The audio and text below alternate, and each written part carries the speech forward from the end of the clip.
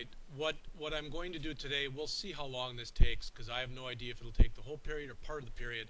I just gave you all a handout. It's my future value program. All right? Now, the good news is what I did was before I handed it out, I grabbed what every single one of you had in your homework folders. So now I don't have to worry about you stealing mine. All right? No, that's very fair. Okay. So, I want to go over this, and then I want to tell you what I plan on doing next week. All right? So like I said, we'll see how long this takes. But please, and I mean this in all sincerity, when I go over this and I say something, if it doesn't make sense, please ask. Also, you may have created yours already. It may be done. It may be fine. And you may raise your hand and go, Jeff, mine's a whole frickin' ton of, a hell of a lot better than yours. Good. I really and truly didn't spend that much time on this. I couldn't tell you how much time. I don't know. But what I want to do is go through this, and when we get done, ideally at least, make sure everybody understands what's going on in here. And before we start, because Kelly, you just mentioned this, so what I'll do is, what was it now, 5,000 at 10% for a half a year. See if I have the same amount that you get. Oh, that's pretty good. You get nothing.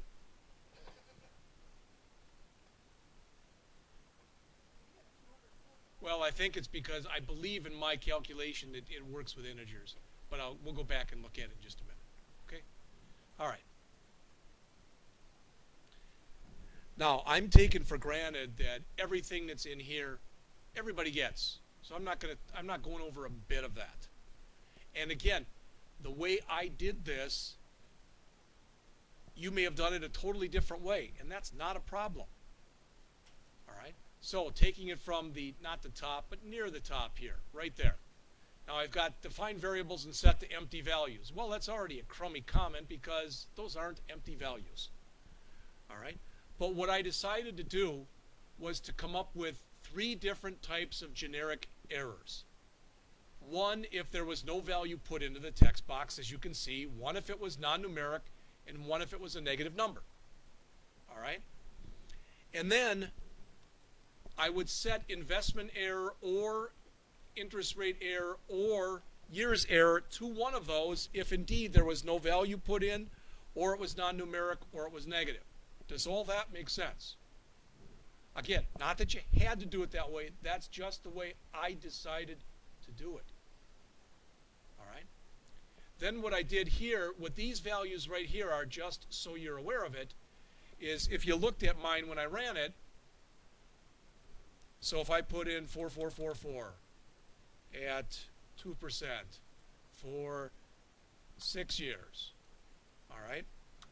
Right now, it's not formatted at all, but as soon as I click submit, everything there is formatted, other than the years, which I chose not to format. I could have put 6 years or whatever. All right?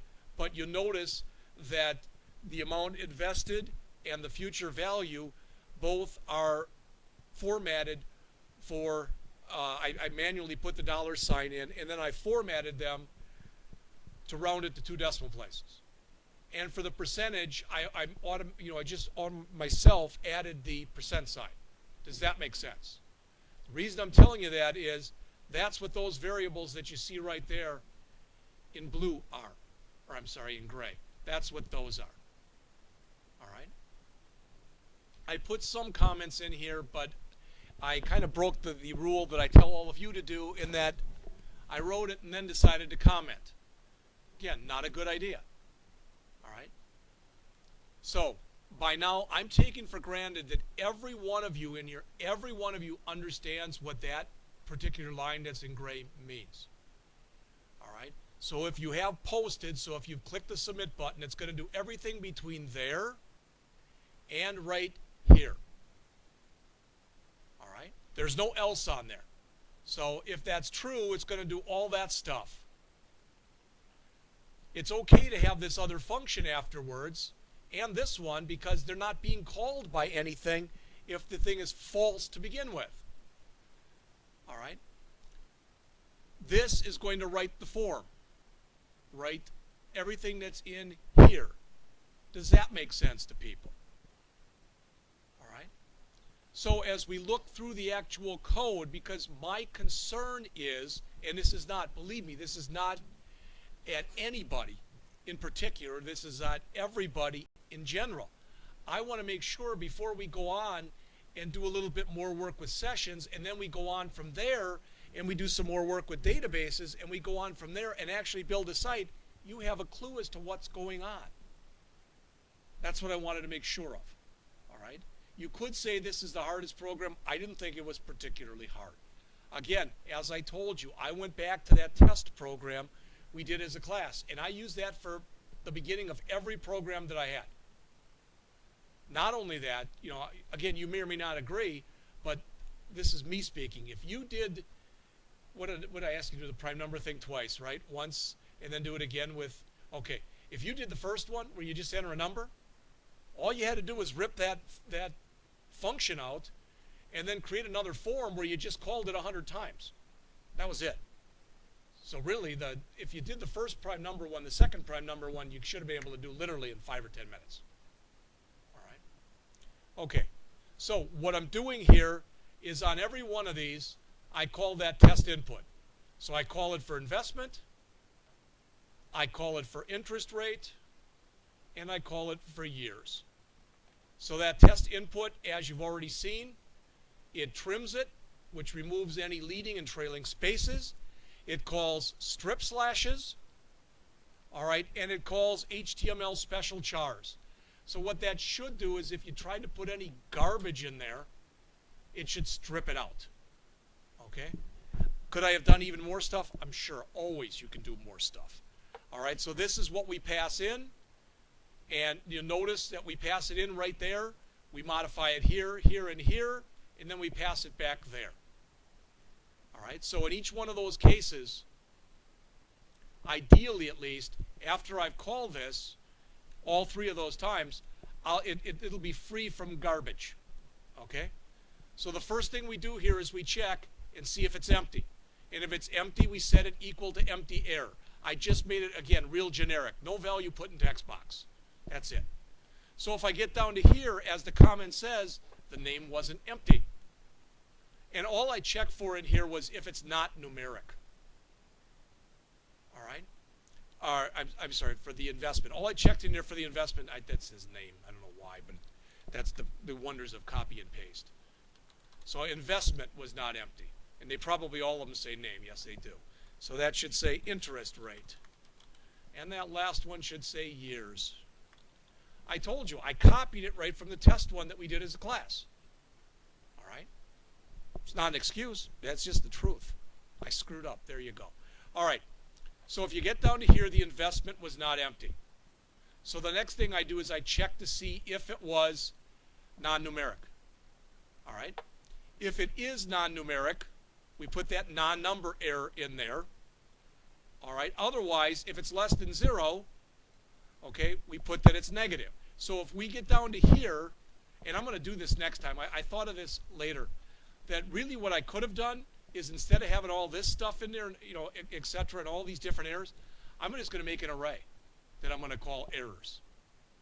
A single array. And I'm just going to keep throwing stuff into it. Why? Because that's probably what you'd see more often than not out in, quote, real world, unquote. So I'll modify this one before next class to put that in there. Doing it the way I did it is fine. It works. That's the bottom line, is it works. All right. So then I do similar things for the interest rate and for the years. I don't think we really have to go over those because it's the same kinds of checks. All right. So if I get down to the very bottom here, this last else, okay, and now I want to actually do the future value calculation right here. Again, I don't think you should do stuff like that in line. I think if you're going to do a future value calculation, you should put that into its own function. Now, well, geez, I didn't do that. Are you going to take off? No. But I still think it's a good idea when you're doing separate operations like that to put it in its own function. So I'm saying future value equals calculate future value, and I'm passing in the investment, the years, and the interest rate. All right? You'll notice, too, that's not a very big function. Now, you might say, mine doesn't look anything like that. Literally, I went online and looked at a bunch of future value calculations, and this is the one I chose. All right?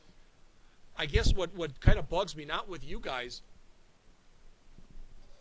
but today I was reading, I started going through the course evaluations, okay? And again, you'll have time today, so if you haven't finished your course evaluations, please try to do it, because I'm dropping them all off on my boss before I leave tonight.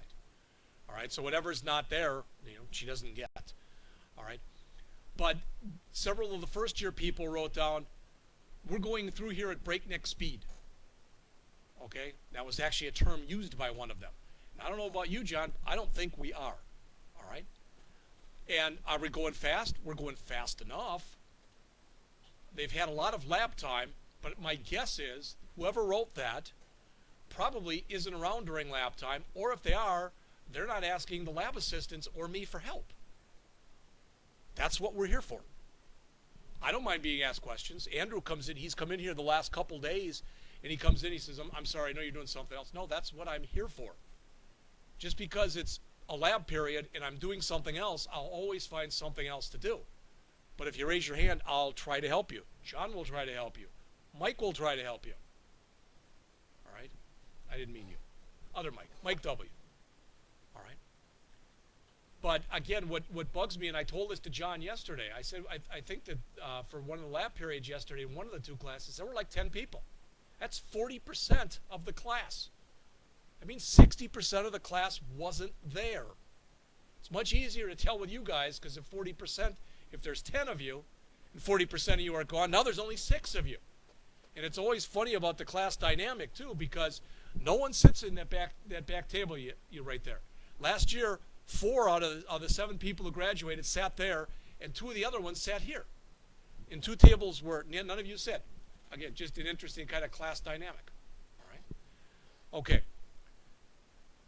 So, run the function, figure out the future value, return it, then come in here, and what I decided to do here was just format those. So this formatted the investment, all right, to 2 decimal places, and then I said it equals itself, but put a dollar sign at the beginning of it. Here I just said the interest rate and add a % sign to it. Then I did the same thing with the future value that I did with the investment up above. Now, is there anything that's in there that doesn't make sense to people? I'm asking because I want to know. Is that a yes? Because I put them all in, and then as it turned out, I didn't use it. All right? But it's a good question. Yes?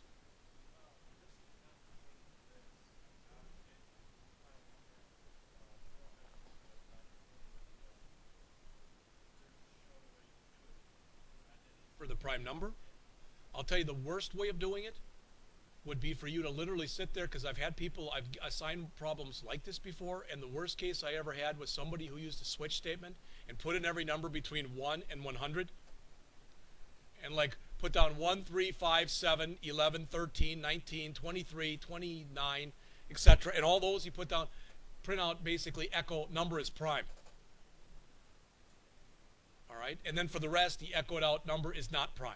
That's not writing an algorithm. That's being ridiculous. So, the answer to your question, all right, my check, I don't know if I've got that one here, but I'll look.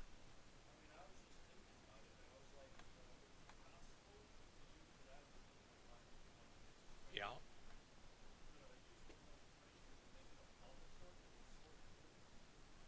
Well, I guess you could have done that. Again, I've had a couple people in here who have come up with different, fairly ingenious ways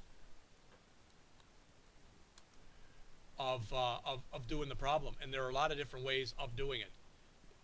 Let's see, primes.pm, that's probably prime test. I'll check and see if it's one of these two.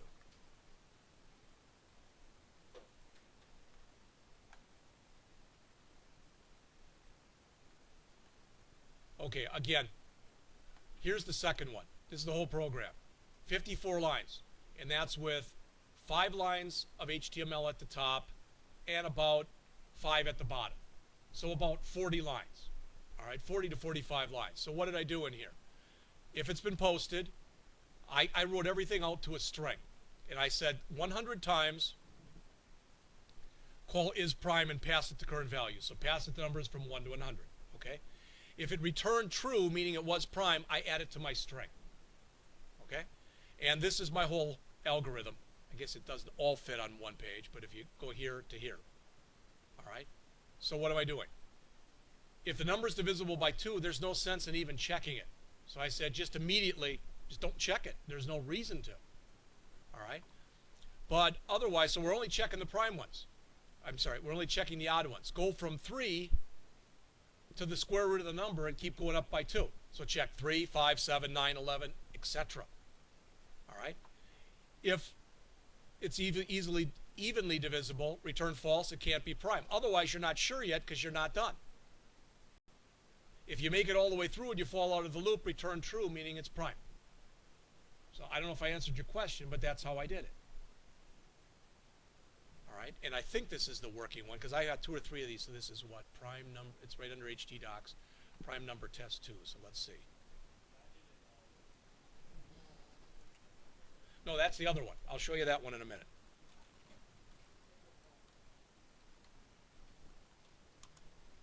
All right, show all the prime numbers between 1 and 100. There they are. Now, I'm not going to fight with anybody who comes up and says, oh, I'm looking and I didn't have 2 in there. I'd have to take off on that guy's problem. All right? Yeah, I know. It's an odd number. So basically it was checked. Since 2 is an even number, it wasn't checked. I would have even been okay with you kludging and put down if it's a 1 or if it's a 2 or even if it's a 3, just print out. Because I've had people do that in the past. As Mike said, there are all sorts of algorithms online to do this. All right? So that's the first one. The other one, I think, is just prime number test. That's right here. All right? Again, I did the same kinds of stuff. Notice nothing entered, error, non-numeric error, prime message, not an error, the number is prime, and non-prime message, the number is not prime. All right? So again, check if it was posted, trim it, see if it was empty. If it was empty, nothing entered. If it was non-numeric, etc. Okay? So if I get down to here, hopefully that makes sense to everybody. It's a number. Okay? So I'm calling the is prime.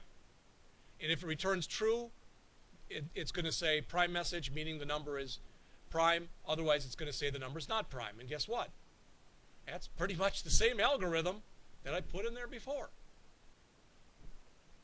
All right, so if I run this one,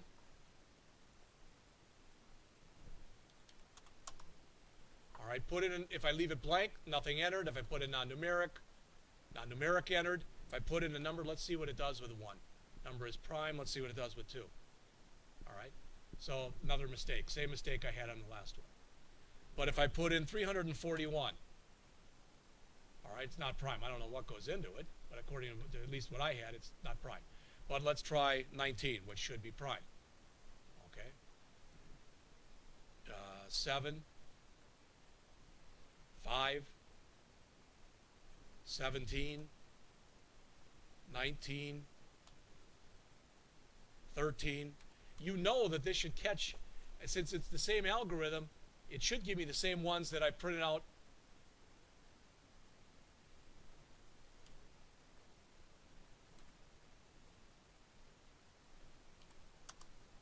There. All right, and that's all I really checked, to be honest with you, was to make sure that all those. There are actually, if you count 1 and 2, there are 26 prime numbers between 1 and 100.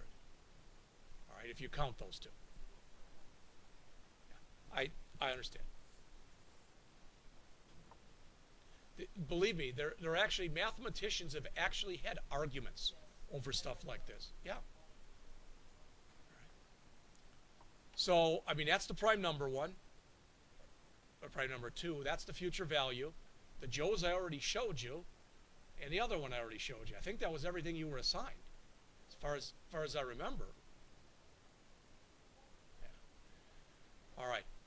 So when we go back and we look at this one, the only thing I want to make sure that you all get, so to speak, and I saw Kelly's before, and that's good. What this is. Okay, that's fine. No, but it's okay because I saw what you were working on, so that's fine. But again, does everybody understand that that's saying just reload the current form. You normally don't see it like you do with HTML when you want to stay on the page where you put the pound sign in there. You normally do see it like this. All right, because it's basically telling it to load the same form all over again. The weird thing about this is 2 years ago, when I tried doing this, I got an error message. Literally, there was nothing wrong syntactically with the code except that I got an error message. And the error message, I don't remember what it was, other than it made no sense. All right, then last year, when I tried doing this same thing, it didn't give me an error message, it just wouldn't reload the form. Okay? So now it appears that it's, I don't know if you'd say it's been fixed, I don't know exactly what you'd say. All right? Now, one thing that you're able to do, and hopefully all three of these are basically the same. The interest rate, the years, etc., even the future value, they're all the same. So let's just look at this one right here. First of all, I hope at least you're adopting good habits as far as even with a label, putting the for statement in there, etc. I'm not going to take off if you didn't do it, but there's, you know, there's an accepted way of doing things, and that's it. All right. But when you look at here, what we're actually doing for the value is we're putting in PHP code right in there. And when we do that, we have to break. We're not in PHP right now, so we have to get into it. And when we're done, we have to break out of it again. All right? And I showed you this before, but again, I want to make sure you understand this. What am I doing here? I'm trying to make sure that it's sticky, correct? I'm going to expect from now on, everything that you put in is sticky. And again, it's real easy for me to ream on people that aren't here, so I'll do it. All right? And it's no one in your class. The first year people, what their first assignment was in the 157 class was to build a website that had 3 pages on it. 3 pages. 3. 1 page, you know, I said pick a passion. Pick something that you like and work on that. All right? And I got one of the students in here, but I'm saying it anyway. So the first one was do it on, you know, the first page was like whatever, you know, some kind of a home page. The second page was an about page, but I didn't want you to put lorem ipsum text in there. I wanted to actually say something. The third page was supposed to be some kind of a contact form. All right, I'm not going to show you anyone's. The point is, what I do want to show you is what we went over in class, just so you see this. What we actually went over in class, what I did with them. And this is, again, where I got ripped on this. All right, I got ripped on people who said that you're not spending enough time going over or having us key in stuff. That's a very valid criticism. Okay, that means that I shouldn't be given so many handouts. I should be making people do things. I have no problem with that. Okay, but what I want to show you is what we did in class. And I'll have to look for the day because I don't remember what day it was. But it was near the beginning of the semester.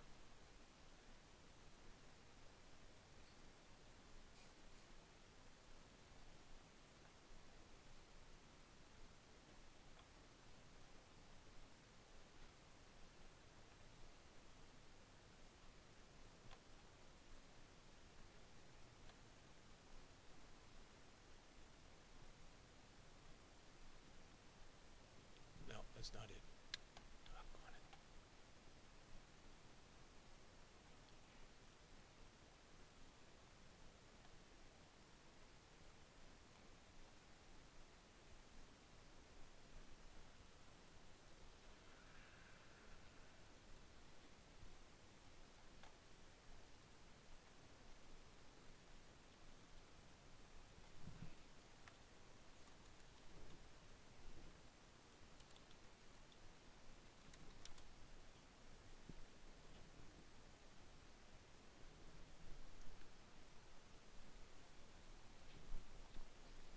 I'm showing all of you this because people say to me sometimes, okay, I don't understand. I don't understand how you grade and what you're looking for, etc. Okay? Which again, at least as far as I can tell, is a fairly valid criticism or fairly valid thing to say. But what I wanted to show you, and of course, whenever I want to show you something, I can't find it.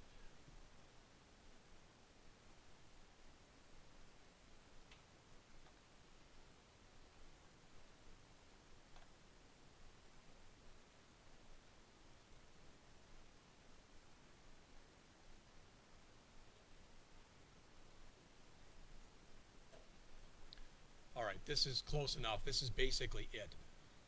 We built this as a class, okay? We did the home page. There's an about page, features. There's a contact. We did this form as a class. Just a sec. But what I want to tell you is a bunch of people, what they wrote down was, what they put down for their contact form was, please contact me at this email address. That's all they put down. That's not a contact form. So what I'm getting to is, if you're told to do something in the requirements, that's what you're expected to do. And if you're not sure, you're expected to ask. The first assignment was worth 25 points or 50 points, and it was, to do these 3 pages. I decided to instead make it 25 points. And on their second assignment, they were supposed to add more HTML and pretty it up and add some JavaScript.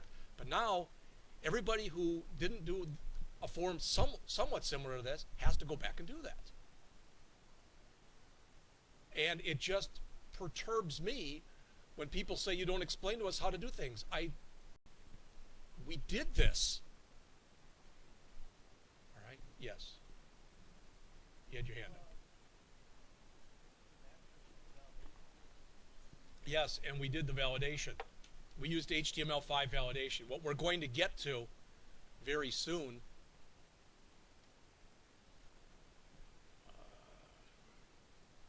because people always, I hear this from people too. I'm not saying from you guys or from first year people, but people will say to me stuff like, well, this isn't really fair because, we did the homework and you're not doing it. You're not doing the homework.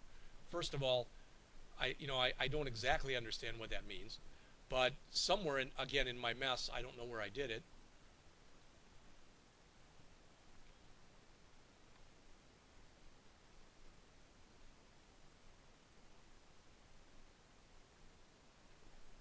But yeah, I'm doing it too. I am creating my own site, and I'm going to show that to people. All right, and when I preface the beginning of a class with, okay, I'm going to show you this, so if you do want to go back, you can look at the tape, but I'm not going to give you the hard copy, or I'm not going to give you an electronic copy. And when I get done with class, 4 people come up to me and say, can I have either an electronic copy or a hard copy of that? And I go, no. And they walk away with a befuddled look on their face. I don't understand why. So what we're doing in here is we're going to do it both with JavaScript, and for now just basically alert statements, and with HTML5.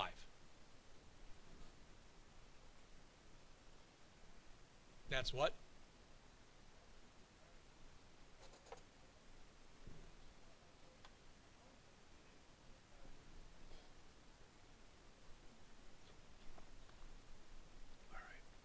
Jumping back. Does what's happening in here right there make sense? I'm saying if that value is set, echo it out. Otherwise, echo out nothing. I don't want there to be garbage in there or anything else. All right? Actually, that else, that typically, and Kelly just got hit with this, and I'm not picking on him. All right? But he didn't have the if is set for his future value. He had it for everything else. And by his own admission, he was getting a real weird error. And what it was the error that was being put in there, he was in his text box, but he was only seeing about the first 10 or so characters of the error. All right?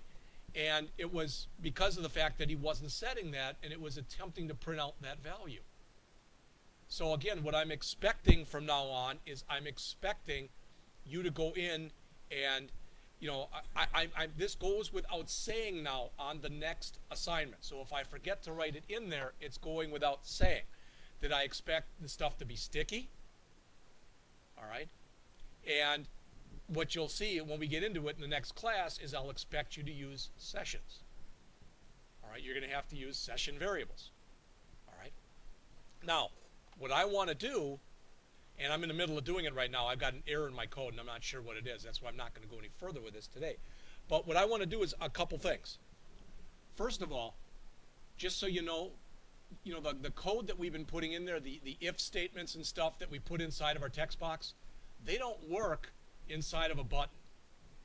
Did you hear what I said? They don't work inside of a button. Okay? Because you've already tried to initiate a client-side action, and now you're trying to tell it to check it on the server side. And it doesn't like that. So are there ways around that? The answer is yes.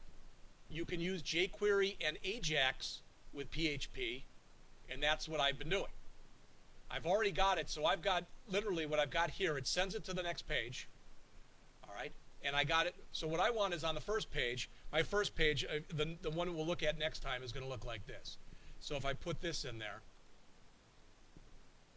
and you're going to have to pretend for a minute. So you're going to have to pretend that everything that's here, the future value in that text box, are gone. Okay? And when I press the submit, I want it to go to the next page, and I want an HTML table on the next page with the results formatted. Okay? And I want to use session variables to go and copy that stuff from the first page to the second page. All right? And then I also want, on the second page, I've got in here two buttons. One that says exit program, and the other one says go back to home page. And the go back to home page, I literally wrote JavaScript because I couldn't think of another way to do it, and then I went and looked online to see if somebody else had the same problem. And somebody else wrote back, why the hell don't you just use JavaScript? And their code was better than mine. I did it in 3 lines, they did it in a line, so I used their line to jump back and forth. All right, but what I want to introduce in here then on Monday is, hopefully at least, or Tuesday, we get it to work, is putting some jQuery in here, some JavaScript in here, all right, and some Ajax in here. And then get that stuff all to work. All right? Now, am I going to expect you to be doing the exact same thing? I'm going to expect you to try. Your next homework problem is I'm going to ask you to take 2 of the problems, the first ones that we did, all right, and one of them, for sure, one of them will be the Joe's program. And I think I told you this already. I'm going to ask you to send all that information to a second page, and I want you to write a bill, okay, and put in there everything that the person had done. I'm not going to give you any instructions on how to do it, because I would rather have you use some of your own creativity to make the bill look the way you want it to look. All right, because otherwise, if I show you the way, show us the way you did it, Jeff, and if I show you that, then you go, oh, that's the way I'll do it then. Then I get 8 or 10 of them that look the same, and I don't like that. I like it when they all look different. All right, so that'll be one of them. I'm not sure what I'll choose for the other one yet. It might very well be that first one that where you had to go back and validate all those fields. All right, I might ask you to do something with that. I'm still working on that one. All right, so what we're going to do next week is we're going to try to introduce JavaScript, jQuery, some Ajax, and sessions into this program. If I have too many problems with it, I'll just introduce it in another program, but I don't know why I'd have the problems with it. All right, I've gotten the stuff to work on another page. I've sent it over to another page without any kind of problem. The only thing is when you click end, when I click end program, all right, all I'm doing right now is I'm destroying the session in the same way our book tells you to destroy it. In fact, that's a lie. I wanted to show you how I'm destroying the session.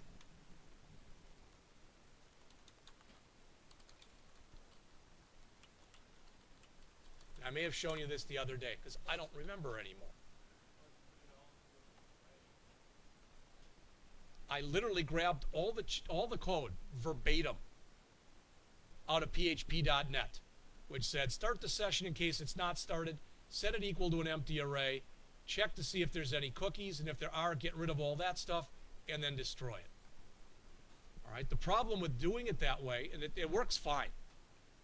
It destroys the session, but unless I do a header with a locate and I move it to another page or do something, I just sit on the page that I'm at. So the program is done, for all intents and purposes, but I'm still on the page I was on. I'm trying to figure out a better way to handle that. I could send you out to a goodbye page or something like that if I really wanted to, which is kind of stupid. But we'll see what we do with that in the next class. All right. So I'm taking for granted, because no one's mentioned anything other than the questions that have been asked, that all the stuff that's in there that we just went over makes sense to you, and you could do something similar yourselves, because part of your next assignment you will be asked to do something similar yourselves. That's why, again, the validation shouldn't take you long because you've already done it for the Joes. And if it's the first program, etc., you've already done it for that program. We're just adding and building on to those programs. All right? Any other questions? All right, so it only took 40 minutes.